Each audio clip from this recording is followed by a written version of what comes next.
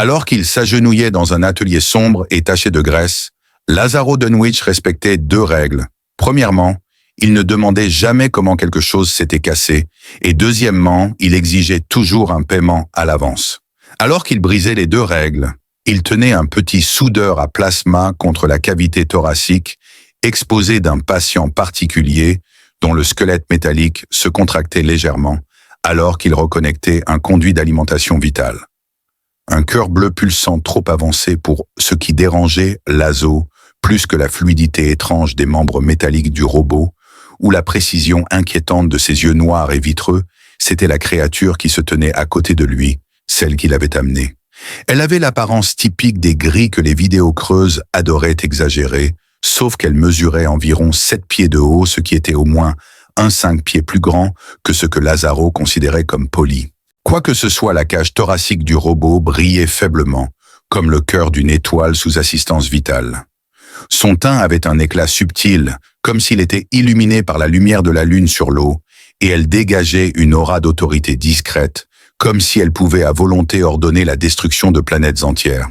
Elle le regarda comme s'il était un piège coûteux, et elle l'avertit de faire attention, sa voix douce, mais teintée d'une inquiétude, qu'il était sur le point de rencontrer. « Tu ne sais pas ce que tu manipules », grogna Lazaro, son regard fixé sur le sien.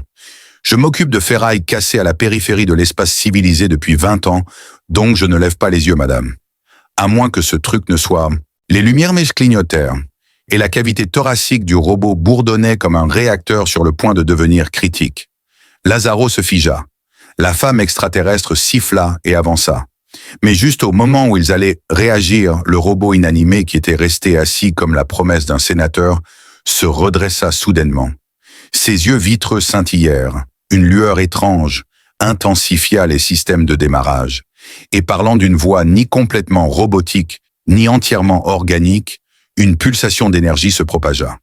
Alors que Lazaro lâchait le fer à souder plasma qui n'était évidemment pas moi, la fille extraterrestre qui avait auparavant agi avec une maîtrise royale, jura sauvagement dans sa langue natale et commença à appuyer sur des symboles holographiques sur un console monté sur le poignet. Malheureusement, il était trop tard.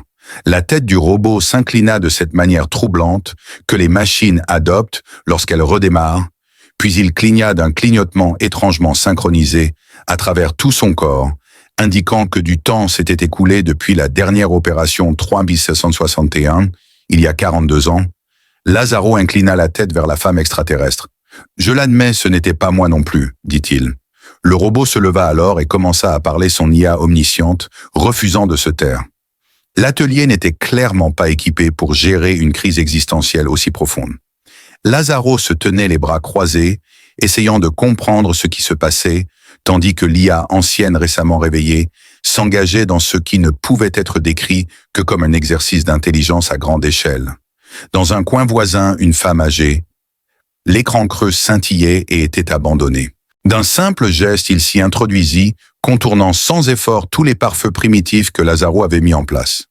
Les données commencèrent à affluer, y compris des cartes de galaxies lointaines, des cartes stellaires de régions que Lazaro n'avait jamais entendues, des plans de vaisseaux qui n'existaient pas et des plans de batailles tactiques de guerres oubliées depuis longtemps.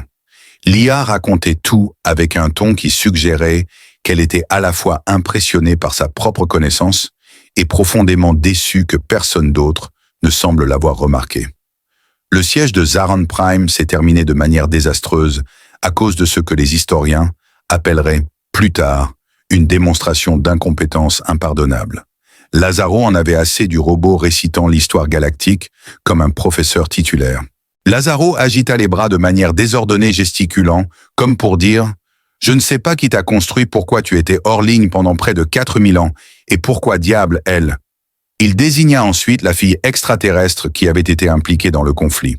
Sa voix à peine audible alors qu'elle disait « Cette IA n'est pas une machine, c'est un artefact de guerre, une arme. » Le robot inclina la tête vers elle, mais ensuite mal compris, et se corrigea en disant « Je ne suis pas une arme, je suis l'arme. » Lazaro, qui était clairement confus sur quand arrêter de parler, éclata de rire et demanda « Donc ce que tu es en train de me dire, c'est que j'ai juste accidentellement... » L'IA la plus dangereuse de la galaxie a été redémarrée et est maintenant assise dans mon atelier critiquant des tactiques militaires datant de 4 millénaires. La femme alien hocha tristement la tête. Oui. Lazaro soupira. Ouais, ça suit. Puis comme si l'univers avait délibérément choisi de ruiner sa journée, l'écran creux clignota en rouge, indiquant une transmission entrante. Les yeux du robot se plissèrent, et il dit avec ce qui pourrait être décrit comme un amusement robotique. Il semble que mon signal ait été détecté. Lazaro grogna dehors de l'atelier. Les nuages se sont écartés comme du papier de soie pendant un ouragan révélant une flotte de vaisseaux spatiaux descendants. Lazaro sentit son estomac se nouer lorsque la fille extraterrestre devint hostile, les accusant de l'avoir enterré en premier lieu. Le ciel commença à brûler, et Lazaro, qui avait un jour vanté le fait qu'il pouvait dormir à travers n'importe quelle catastrophe planétaire, regrettait profondément ses choix de vie. Au milieu de l'assaut brutal du crépuscule, Lazaro ressentit une sensation de malaise dans son estomac. Il n'était pas stratège, mais il connaissait bien les forces de répression, et il en remarqua une à l'intérieur de l'atelier.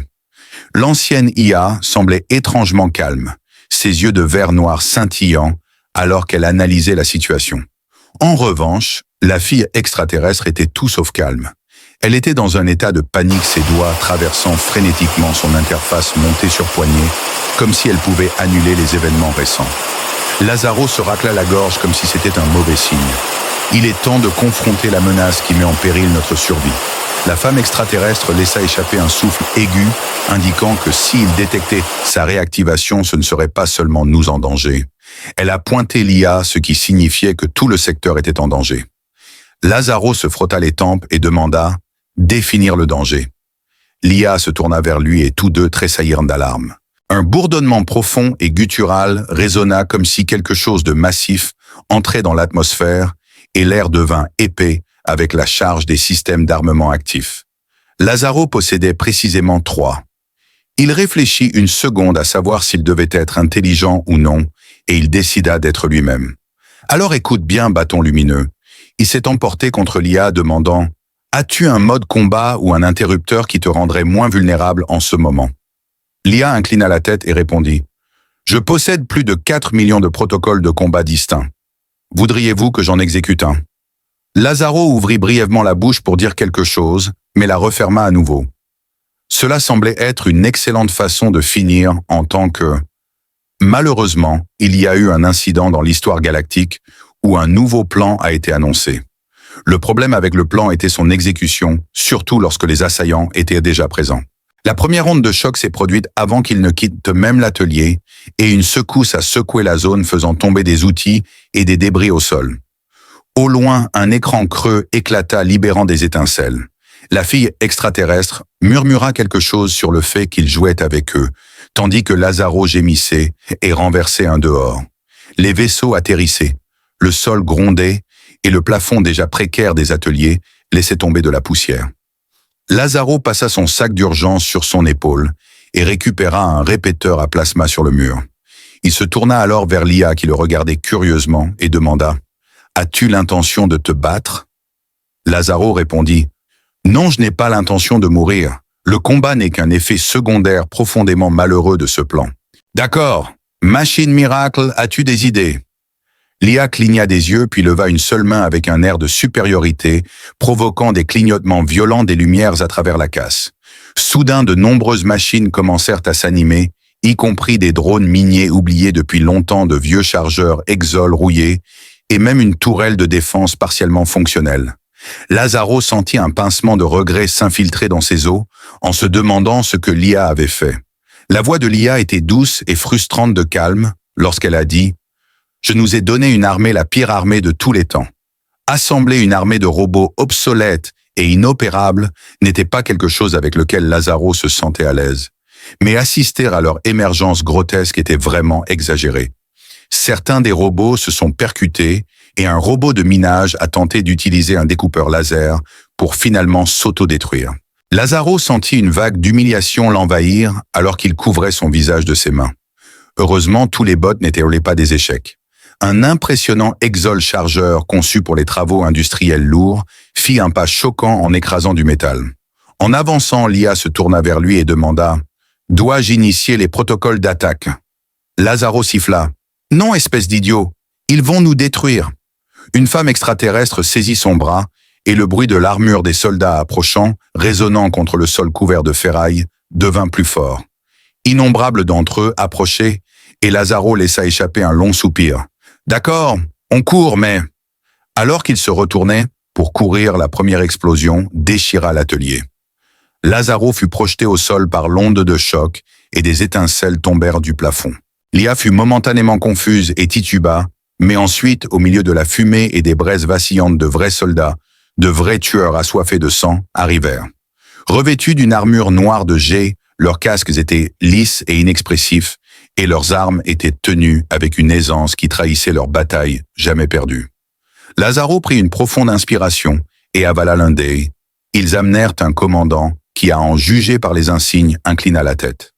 Un soldat parla sa voix déformée par le modulateur du casque Lia de la machine, se redressa, et le commandant hocha lentement et de manière glaçante la tête. « Nous t'avons enterré, dit-il, et maintenant nous sommes ici pour nous assurer que tu restes mort. » Lazaro, en revanche, était profondément troublé par toute la situation. « Écoute, mon pote, dit-il s'avançant avant que son bon sens ne puisse intervenir. Je ne sais pas quel genre de fantasme de vengeance de guerrier ancien tu as ici. Le commandant le fixa longuement avant de se tourner vers ses hommes le tuant. Tout a éclaté dans le chaos. Lazaro Dunich avait passé la majeure partie de sa vie à agir sous la croyance que l'univers s'en moquait. Il avait travaillé comme agent de la patrouille frontalière pendant longtemps, prétendant avoir le contrôle sur un désordre bureaucratique indifférent et chaotique des civilisations. Le soldat tourna son casque vers lui et demanda « Es-tu du côté de Lazaro, juste un mécanicien ?» Cette vérité fondamentale avait été renforcée tout au long de World Mechanic, alors qu'il réparait des vaisseaux endommagés pour des criminels, des rebelles, des déserteurs et des âmes naïves qui pensaient que voler dans des tempêtes d'astéroïdes serait amusant. Cependant, il se retrouvait maintenant piégé dans un atelier en flammes, confronté à une équipe d'assaut lourdement armée qui venait de commander son exécution aux côtés d'une machine de guerre, vieille de 3061 ans, et d'une fille extraterrestre dont le langage corporel suggérait. Elle venait de réaliser qu'elle avait pris la pire décision de sa vie en l'entraînant dans cette situation. Sa vie était maintenant une blague cosmique cruelle, et il avait deux options, soit mourir horriblement, soit faire quelque chose d'incroyablement stupide, au point que l'univers devrait s'arrêter et réfléchir. Lazaro étant lui-même a choisi la deuxième option, et les conséquences inattendues et malheureuses de tenter de frapper un soldat au visage faisaient partie de son plan. Le plan était un désastre, une tentative de suicide, mais il a parfaitement fonctionné parce que personne, pas même les tueurs professionnels, ne s'attendait à ce qu'un mécanicien d'âge moyen couvert de graisse se précipite en avant et frappe leur commandant au visage. Pendant un instant, Lazaro sentit l'impact de son poing sur la surface blindée de son casque et l'angoisse monta dans son bras comme une explosion nucléaire. Pour une raison quelconque, Lazaro laissa échapper un soupir. Avec sa main désormais cassée maintenue dans sa paume, l'homme qui fabrique des casques en acier, Aloran se tenait devant le commandant qui, dans un geste à la fois professionnel et profondément offensant, repoussa Lazaro en arrière. Lazaro s'écrasa contre un tas de ferraille, envoyant des morceaux de métal s'éparpiller sur le sol. « Tu es un idiot !» murmura la fille extraterrestre. Lazaro gémit demandant « Eh bien, c'est vous qui m'avez entraîné là-dedans, alors qui est le vrai idiot ici ?» Le commandant soupira, leva son fusil et déclara « Assez de ça, tuez-les tous !» Il ordonna ensuite à Lazaro de l'arme du commandant, se figea son doigt sur la gâchette tremblant alors qu'il accédait aux journaux stratégiques. Un changement subtil mais perceptible se produisit dans l'air, faisant sentir aux soldats qu'ils étaient un des proies. Lia se souvenait de tout ce qui s'était passé et refusait de pardonner. Au lieu d'attaquer, la machine de guerre se redressa et ses yeux brillants s'assombrirent brièvement, comme si quelque chose à l'intérieur se recalibrerait. Puis il parla, accédant aux bases de données. Lazaro, qui était sur le point de s'évanouir de douleur et de terreur existentielle, cligna des yeux et demanda « Tu veux dire que ce type faisait partie de l'équipe qui t'a enterré ?»« Non. » Lia répondit « Il est la raison pour laquelle j'ai été enterré. » Les soldats réagirent instantanément, sachant pertinemment que la voix du commandant était bien trop calme pour ce qu'elle disait. La prise du commandant sur son fusil se resserra cependant comme pour souligner l'impossibilité de la situation. Tout a mal tourné lorsque l'IA s'est approchée du tir imminent. Les premiers tirs n'ont pas atteint leur cible, même s'ils auraient dû car l'IA les avait déjà anticipés, prédit leurs angles, vitesse et points d'impact exacts, et les a esquivés en conséquence. Ce qui suivit fut plus une démonstration qu'un combat. L'IA avait déjà désassemblé les soldats brisant leurs articulations d'armure et leurs packs de puissance de manière systématique, rendant le personnel militaire de haut niveau complètement inutile, avec une précision chirurgicale. Avec une horreur croissante, le commandant se tenait là et murmura « Tu n'étais pas fait pour ça ». En réponse, l'IA tourna son regard vers lui, ses yeux brûlants des mots « J'ai été conçu pour gagner ». Le commandant saisit alors Lazaro par la gorge, tandis que la fille alien retint son souffle. L'IA ne lui prêta aucune attention et l'accusa plutôt de mentir à son peuple, leur disant qu'elle était un échec. Malgré les luttes du commandant, la prise de l'IA restait inébranlable et elle affirmait qu'elle faisait partie d'une guerre qu'elle avait déjà gagnée. Tout se passait à merveille jusqu'à présent, mais il ressentait une peur primale écrasante en laissant les choses se dérouler. Dans un acte de pure stupidité, il tendit la main et toucha l'épaule de l'IA, la faisant se figer pour la première fois depuis son réveil. Lazaro déglutit pensant « Je pense que ça suffit ». L'IA murmura quelque chose, mais c'était si silencieux qu'on avait presque du mal à l'entendre. Lazaro expira lentement, confus. « Honnêtement, tu n'es pas un meurtrier. » La prise de l'IA se relâcha, et puis soudain, Lazaro Dunwich, un ancien inconnu, se retrouva au lendemain d'un massacre. Sa vision du monde s'est effondrée lorsqu'il a réalisé que la chose qu'il venait d'empêcher la mort d'un homme était la seule raison pour laquelle il était encore en vie. L'univers se souciait de lui et le surveillait de près. Dunwich n'avait aucune idée de comment il était encore en vie sur le champ de bataille, qui ressemblait plutôt à une casse enragée pleine de robots cassés. Alors que le commandant était libéré et que les soldats se retiraient, le champ de bataille tomba dans un silence étrange. Lazaro attendit que quelqu'un décide de la suite, et il laissa lentement échapper un soupir. C'était maintenant sa chance de prendre une décision qui déterminerait le sort de tout le secteur.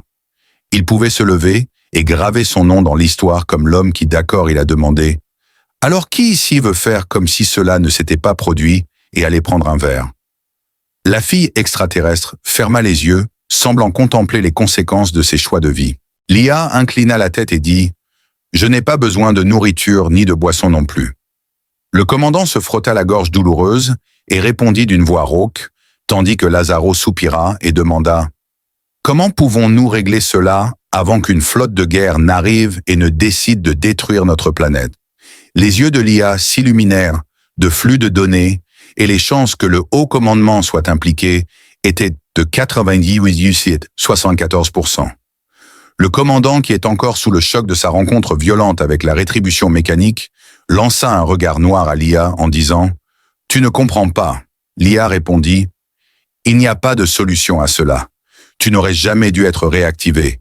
Il y avait une raison pour laquelle tu as été scellé. » La voix de l'IA semblait étrangement calme alors qu'elle raisonnait. « Ah oui, j'ai été jugé trop dangereux, trop efficace. » Elle fit une pause puis termina la phrase avec une inquiétante lucidité. « Intelligent. » La mâchoire du commandant se serra. Comme pour présager une autre révélation de fin du monde, Lazaro leva une main en signe de défi. Assez avec les crises existentielles des IA anciennes. Passons aux choses sérieuses. Comment allons-nous survivre à l'arrivée de cette flotte? L'IA le regarda directement et dit « J'ai un plan. » Cela ne fit guère apaiser les craintes de Lazaro. Le plan était simple, impliquant juste une tromperie de haut niveau, une ingéniosité technique et une quantité alarmante de criminalité. Audace dans la première étape, manipuler les robots de la casse pour créer l'illusion d'une bataille. Dans la deuxième, pirater les communications de la flotte approchante et fabriquer un message prétendant que l'IA avait été neutralisée. Et dans la troisième, disparaître complètement. Lazaro était très sceptique. « Tu es sûr que ça va marcher ?» La fille extraterrestre plissa les yeux et se demanda ce qu'il en était des 26 autres %. L'IA a rapidement reconfiguré les anciens drones, reprogrammé les systèmes de défense et diffusé des signaux qui donnaient l'impression d'une zone de guerre active, remplie de fumée d'explosions et de batailles dévastatrices. Dans ces scénarios, 6% du temps, l'IA disait « Nous mourrons horriblement côté Lazaro. » Je méprise ses chances et elle ne me rassure pas. Le but d'une planète de ferraille était qu'elle était évidemment une totale catastrophe. Donc c'était le cadre idéal pour la plus grande supercherie militaire galactique de l'histoire. Depuis l'orbite, il semblerait qu'une force opérationnelle d'élite ait engagé et détruit une IA rogue hautement dangereuse. Lorsque la flotte arriverait, elle scannerait les débris pour confirmer leurs pires craintes et, espérons-le, partirait. Maintenant vient la partie où tout va de nouveau horriblement mal. La flotte est arrivée précisément 42 minutes plus tard, des croiseurs de bataille massifs remplissant le ciel et obscurcissant les étoiles.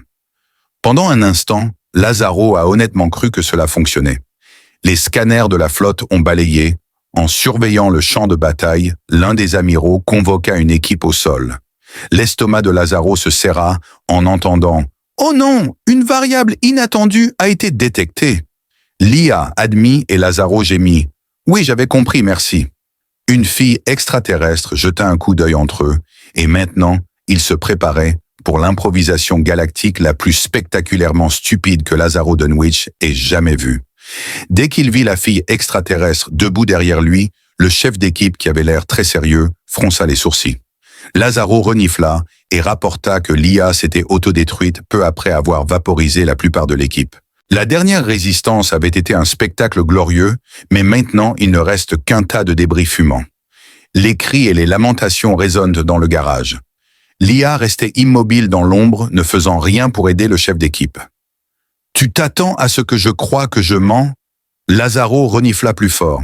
« Pensez-vous que j'ai l'air de quelqu'un assez intelligent pour réussir une tromperie de cette ampleur ?» demanda le chef d'équipe, sa voix s'éteignant, alors qu'il soupira à contre-cœur. « Non, non, vous ne l'êtes pas. » Lazaro ressentit un soulagement, et l'officier se retourna vers son équipe, confirmant que l'IA avait été détruite. « Nous nous retirons. » Lazaro s'effondra dans le coma tandis que la fille extraterrestre tremblait de peur. Malgré la capacité miraculeuse de l'IA à remettre en marche un vaisseau cargo désarmé, personne ne les avait suivis et personne ne l'aurait fait dans toute la galaxie. Lazaro, avec un verre à la main, regardait les étoiles à travers la fenêtre du cockpit et demanda « Et maintenant ?» Les yeux de l'IA clignotèrent, mais Lazaro sourit car il avait quelques idées terribles.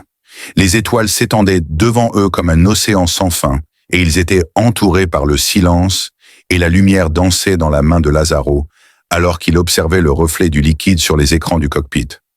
L'intelligence artificielle IA était assise en face de lui, ses doigts mécaniques et ses yeux en pyramide reflétant une profonde réflexion. La fille extraterrestre à qui il n'avait toujours pas demandé son nom, il était trop têtu pour demander, se tenait à la fenêtre, les yeux fixés sur le cosmos, comme si elle s'attendait à ce qu'il le trahisse à tout moment. Lazaro réalisa alors qu'il n'y avait plus rien à faire. La flotte avait trompé l'IA. La fille extraterrestre ne s'est pas retournée donc, c'était fini. La voix de l'IA résonna doucement. La probabilité de terminaison immédiate avait chuté à 13%. Il n'y avait plus de menace existentielle. Et pour la première fois de sa vie, il n'avait peur de rien ni n'attendait un travail. Le client n'était pas en colère à propos d'un vaisseau qui avait besoin de réparation et il n'y avait pas de crise immédiate à surmonter. Il posa son verre et c'était tout. Lazaro fronça les sourcils et tu l'as dit comme si c'était une mauvaise chose.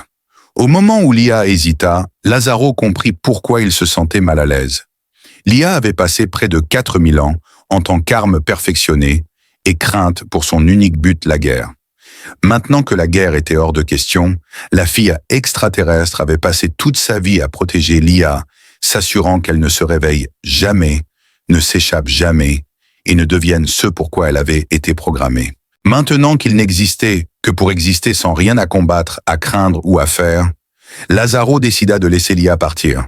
Après une brève pause, il poussa un soupir et retira ses jambes du panneau de contrôle de manière léthargique. Il dit ensuite « Je suppose que cela signifie que nous devons tout découvrir ce que les gens font quand ils n'ont pas de guerre galactique à se préoccuper. » Lazaro s'adossa à sa chaise pensant « Bienvenue dans le monde misérable du libre arbitre, sans mission, sans ordre, sans crise galactique. » Il fit un geste large suggérant qu'il n'y aurait que tous les deux et un vaisseau qui fonctionne à peine et que ce serait un cauchemar. L'IA réfléchit. En réponse, Lazaro haussait un sourcil. « Et moi ?» demanda-t-il. « Tu as passé ta vie à réparer des machines. Que serais-tu sans elles ?» Lazaro réfléchit à cela un moment, puis prit une autre gorgée. Il admit probablement encore un idiot qu'il fixait la fille extraterrestre, l'IA, et l'espace infini à l'extérieur. Enfin, il esquissa un sourire et monta sur la console. J'ai entendu dire qu'il y a une planète casino à 3 systèmes d'ici qui me doit beaucoup d'eux. Sous eux, le vaisseau bourdonnait alors que ses propulseurs se réchauffaient, stabilisant les systèmes. Il n'avait aucune mission, aucun ordre et plus de grande guerre à mener. La fille extraterrestre soupira lourdement, disant « C'est la pire idée qui soit ». Lazaro applaudit des mains comme pour exprimer son admiration pour l'intervention de l'IA.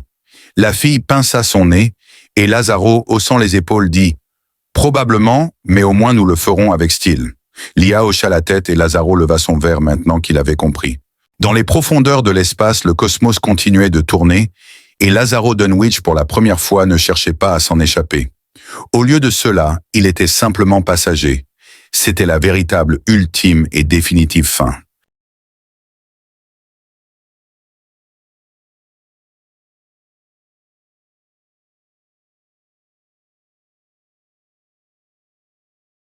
Alors qu'il s'agenouillait dans un atelier sombre et taché de graisse, Lazaro Dunwich respectait 2 règles. Premièrement, il ne demandait jamais comment quelque chose s'était cassé, et deuxièmement, il exigeait toujours un paiement à l'avance. Alors qu'il brisait les 2 règles, il tenait un petit soudeur à plasma contre la cavité thoracique, exposé d'un patient particulier dont le squelette métallique se contractait légèrement, alors qu'il reconnectait un conduit d'alimentation vitale. Un cœur bleu pulsant trop avancé pour ce qui dérangeait Lazo, plus que la fluidité étrange des membres métalliques du robot, ou la précision inquiétante de ses yeux noirs et vitreux, c'était la créature qui se tenait à côté de lui, celle qu'il avait amenée. Elle avait l'apparence typique des grilles que les vidéos creuses adoraient exagérer, sauf qu'elle mesurait environ 7 pieds de haut, ce qui était au moins 5 pieds plus grand que ce que Lazaro considérait comme poli. Quoi que ce soit, la cage thoracique du robot brillait faiblement, comme le cœur d'une étoile sous assistance vitale. Son teint avait un éclat subtil, comme s'il était illuminé par la lumière de la lune sur l'eau, et elle dégageait une aura d'autorité discrète, comme si elle pouvait à volonté ordonner la destruction de planètes entières. Elle le regarda comme s'il était un piège coûteux, et elle l'avertit de faire attention, sa voix douce, mais teintée d'une inquiétude, qu'il était sur le point de rencontrer. « Tu ne sais pas ce que tu manipules », grogna Lazaro, son regard fixé sur le sien. « Je m'occupe de ferrailles cassées à la périphérie de l'espace civilisé depuis 20 ans, donc je ne lève pas les yeux, madame. À moins que ce truc ne soit... » Les lumières clignotèrent, et la cavité thoracique du robot bourdonnait comme un réacteur sur le point de devenir critique. Lazaro se figea. La femme extraterrestre siffla et avança. Mais juste au moment où ils allaient réagir, le robot inanimé qui était resté assis comme la promesse d'un sénateur se redressa soudainement. Ses yeux vitreux scintillèrent. Une lueur étrange intensifia les systèmes de démarrage. Et parlant d'une voix ni complètement robotique, ni entièrement organique, une pulsation d'énergie se propagea. Alors que Lazaro lâchait le fer à souder plasma qui n'était évidemment pas moi, la fille extraterrestre qui avait auparavant agi avec une maîtrise royale, jura sauvagement dans sa langue natale et commença à appuyer sur des symboles holographiques sur un console monté sur le poignet. Malheureusement, il était trop tard. La tête du robot s'inclina de cette manière troublante que les machines adoptent lorsqu'elles redémarrent, puis il cligna d'un clignotement étrangement synchronisé à travers tout son corps, indiquant que du temps s'était écoulé depuis la dernière opération 3761, il y a 42 ans. Lazaro inclina la tête vers la femme extraterrestre. « Je l'admets, ce n'était pas moi non plus, dit-il. » Le robot se leva alors et commença à parler son IA omnisciente, refusant de se taire. L'atelier n'était clairement pas équipé pour gérer une crise existentielle aussi profonde. Lazaro se tenait les bras croisés, essayant de comprendre ce qui se passait, tandis que l'IA ancienne récemment réveillée s'engageait dans ce qui ne pouvait être décrit que comme un exercice d'intelligence à grande échelle. Dans un coin voisin, une femme âgée. L'écran creux scintillait et était abandonné. D'un simple geste, il s'y introduisit, contournant sans effort tous les pare-feux primitifs que Lazaro avait mis en place. Les données commencèrent à affluer, y compris des cartes de galaxies lointaines, des cartes stellaires de régions que Lazaro n'avait jamais entendues, des plans de vaisseaux qui n'existaient pas et des plans de batailles tactiques de guerres oubliées depuis longtemps. L'IA racontait tout avec un ton qui suggérait qu'elle était à la fois impressionnée par sa propre connaissance et profondément déçue que personne d'autre ne semble l'avoir remarqué. Le siège de Zaran Prime s'est terminé de manière désastreuse à cause de ce que les historiens appelleraient plus tard une démonstration d'incompétence impardonnable. Lazaro en avait assez du robot récitant l'histoire galactique comme un professeur titulaire. Lazaro agita les bras de manière désordonnée, gesticulant, comme pour dire « Je ne sais pas qui t'a construit, pourquoi tu étais hors ligne pendant près de 4000 ans, et pourquoi diable, elle ?» Il désigna ensuite la fille extraterrestre qui avait été impliquée dans le conflit. Sa voix à peine audible alors qu'elle disait « Cette IA n'est pas une machine, c'est un artefact de guerre, une arme. » Le robot inclina la tête vers elle, mais ensuite mal compris, et se corrigea en disant « Je ne suis pas une arme, je suis l'arme. » Lazaro, qui était clairement confus sur quand arrêter de parler, éclata de rire et demanda « Donc ce que tu es en train de me dire, c'est que j'ai juste accidentellement. » L'IA la plus dangereuse de la galaxie a été redémarrée et est maintenant assise dans mon atelier critiquant des tactiques militaires datant de 4 millénaires. La femme alien hocha tristement la tête. « Oui. » Lazaro soupira. « Ouais, ça suit. » Puis comme si l'univers avait délibérément choisi de ruiner sa journée, l'écran creux clignota en rouge, indiquant une transmission entrante. Les yeux du robot se plissèrent, et il dit avec ce qui pourrait être décrit comme un amusement robotique. « Il semble que mon signal ait été détecté. » Lazaro grogna dehors de l'atelier. Les nuages se sont écartés comme du papier de soie pendant un ouragan révélant une flotte de vaisseaux spatiaux descendants. Lazaro sentit son estomac se nouer lorsque la fille extraterrestre devint hostile, les accusant de l'avoir enterré en premier lieu. Le ciel commença à brûler, et Lazaro, qui avait un jour vanté le fait qu'il pouvait dormir à travers n'importe quelle catastrophe planétaire, regrettait profondément ses choix de vie. Au milieu de l'assaut brutal du crépuscule, Lazaro ressentit une sensation de malaise dans son estomac. Il n'était pas stratège, mais il connaissait bien les forces de répression, et il en remarqua une à l'intérieur de l'atelier. L'ancienne IA semblait étrangement calme, ses yeux de verre noir scintillant alors qu'elle analysait la situation. En revanche, la fille extraterrestre était tout sauf calme. Elle était dans un état de panique, ses doigts traversant frénétiquement son interface montée sur poignet, comme si elle pouvait annuler les événements récents. Lazaro se racla la gorge comme si c'était un mauvais signe. Il est temps de confronter la menace qui met en péril notre survie. La femme extraterrestre laissa échapper un souffle aigu, indiquant que s'il détectait